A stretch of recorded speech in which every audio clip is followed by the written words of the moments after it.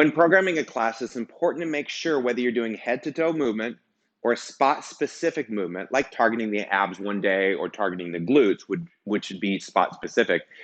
We want to make sure that we are both using the load, the tension, to assist us or to challenge us. So whether the load is pulling us into rotation or whether we're pressing into the load, working against rotation, it's important we make sure we understand and have some great exercises in our toolkit to be sure that we develop both assisted and unassisted movement. So today what I want to do is show you 4 different exercises that are all assisted torso rotation. First one I'm going to show you requires that you have a box or something to sit on. Every reformer is a little bit different. So with the clinical reformer, it's going to feel a little bit different than lower down. So if you do not have the options to raise the swivel pulleys and you've got the classical reformer, the first one may or may not be able to work for you. But if you have the reformer with the risers, then this is definitely going to become one of your favorites or your student. There's a lot of different exercises that I use as an assisting way to teach before I add the load onto them, add the tension into it for a strength movement. Oftentimes, I think we get into the feeling sense with our students that we need to give them a workout all the time, as opposed to teach them how to move and then give them a workout. So this is something that I like to do when now in my athletic classes, my progressive classes is the same, but primarily my athletic classes, I'm going to target 1 muscle group per day, maybe 2. I'm going to do probably head to toe, warm up, head to toe, the cool down with a specific muscle group in mind. So let's say I'm going to hit the abs and I'm going to do a lot of trunk rotation and work the obliques upper and lower. I'm going to want to make sure that I give them some feel-good assisted movements that are going to allow them to release any tension in their back, in their spine for rotation before we add the load. And I think that's not really clear sometimes when we're programming. We'll just think, hey, if I'm going to do torso, I'm going to just pound it out and give them strength. And that's not necessarily the best prescription when you're doing spot specific. You want to make sure you address it in a functional application that precedes the strength. So I want to make sure that all of these exercises that I'm showing you, the 4 different variations of assisted torso rotation, that you use prior to doing the strength.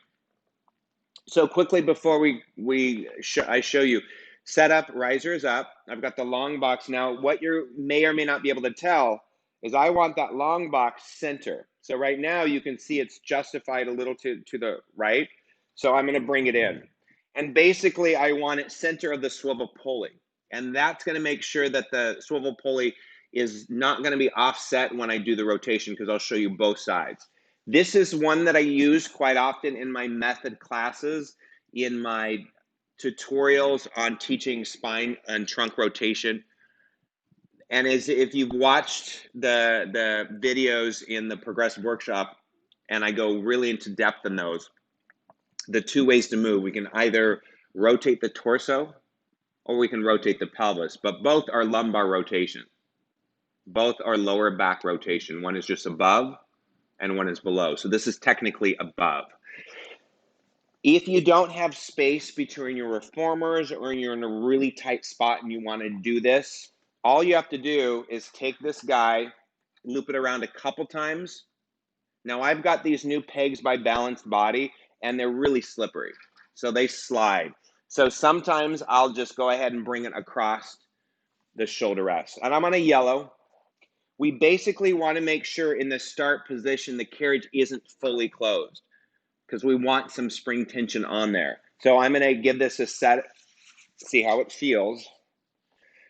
This is my start position, which is stable, and I'm going to roll my hips under, and I'm just going to see how that feels. And that's pretty good. So I have to work against the resistance to come back to center.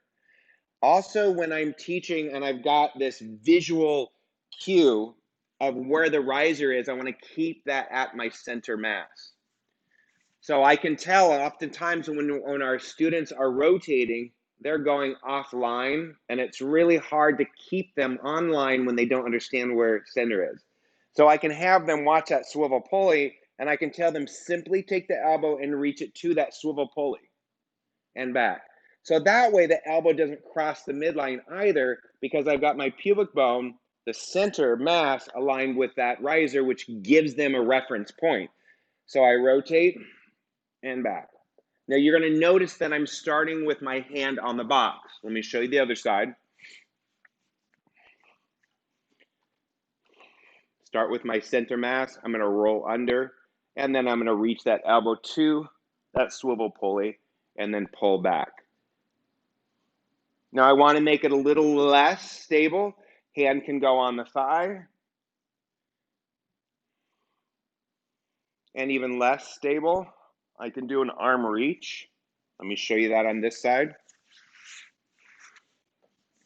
Starting here, hand on, hand off, and reach. Really giving a reference point changes everything with trunk rotation. So that is assisted sitting on the box.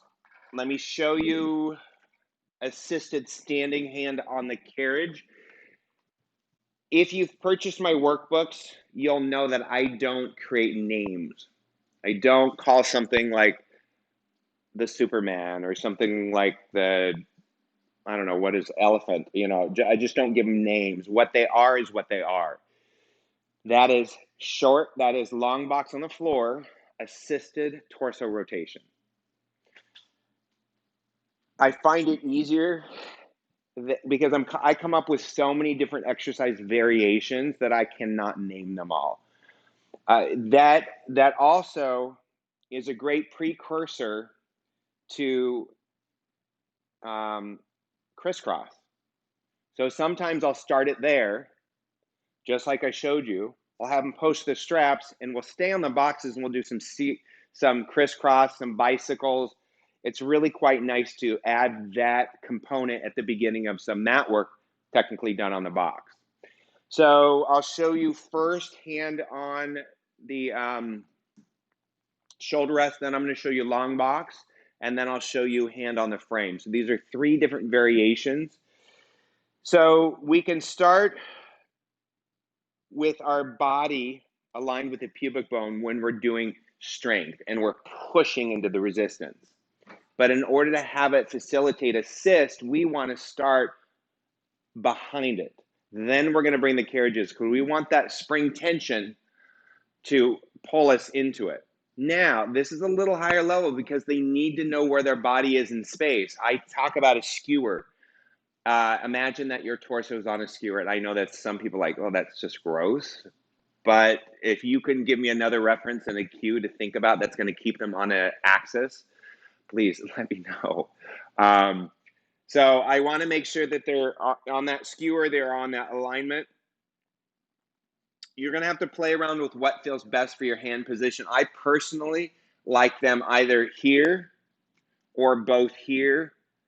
It's up to you. There's no real specific, but play around. You're going to feel the hand position like this doesn't really facilitate that reach. So it's basically assisted thread the needle or assisted standing saw, if you know those references.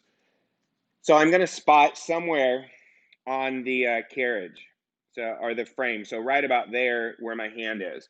And my goal is to make sure my ear reaches for that spot and then back.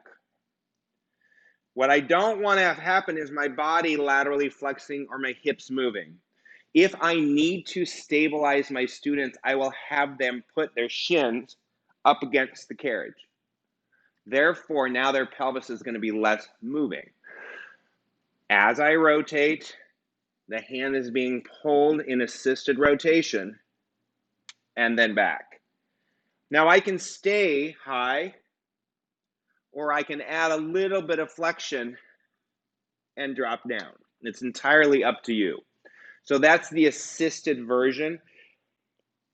Whether or not your reformer height is 18 inches like this clinical or shorter, And I actually have the trap table combo version, the trapeze table combo, they call it, a convertible. I've got one of those too. So I've got a reformer that's this high off the ground. So in that case, I don't need the long box.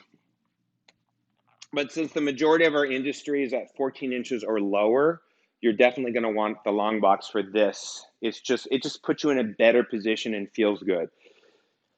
Exactly the same setup. We want to be over here and we want to bring the box in. Okay. So when we were on the shoulder rest, we were bringing it into the center. Makes sense. So that's our setup. So now we want this box to be at our center. If you want less spring tension, move your body aligned with the shoulder rest. It's up to you. Take one hand, put it on the spring side edge of the box, the other hand on top, and then lower your elbow down. Now I'll show you the bent arm and the straight arm version. So here is that same stretch. And then bend the elbow as you come in. If you want to do straight arm, you can lift up, lower down. Always stabilize the knees, the shins against the box. Find a spot. Think about that ear reaching down to that spot. I will also cue, feel as though your shoulder is reaching to the edge of the box closer to the shoulder rest. And try to stay on that line. Here's what it looks like without the box. You can do it kneeling. Let me show you kneeling. Because I know some of you have carriages that are actually on the floor. So this is going to be pretty much the same position, raising up on the box. So you can technically kneel on the floor for this one. So let me move it out. So here is the variation with keeping the elbow on. Here is the variation with straight arm. Noticing my right hand is on for stability. If I want to add a little bit more rotation, I can go up.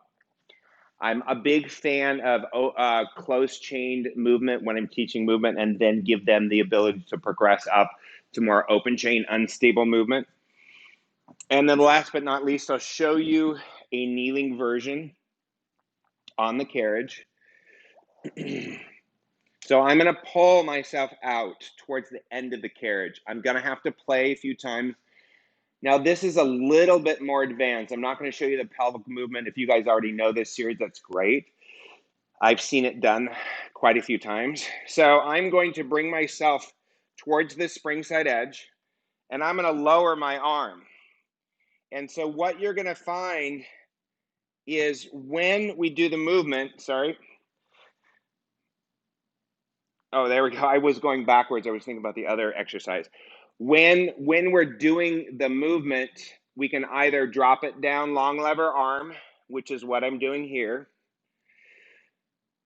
Letting the carriage close, pull me into rotation. Or I can do this version, which is much smaller movement. Starting here, pull myself. I'm going to get a little bit farther and rotate. And back. Here's a long lever. And smaller controlled movement.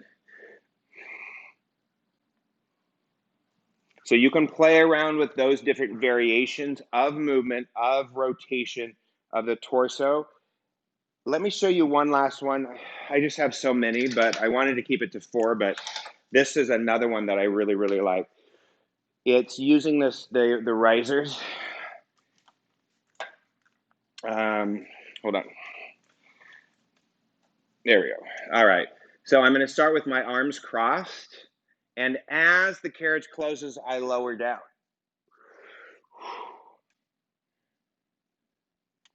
Getting a little bit deeper by dropping the hand lower and reach. So play around with those.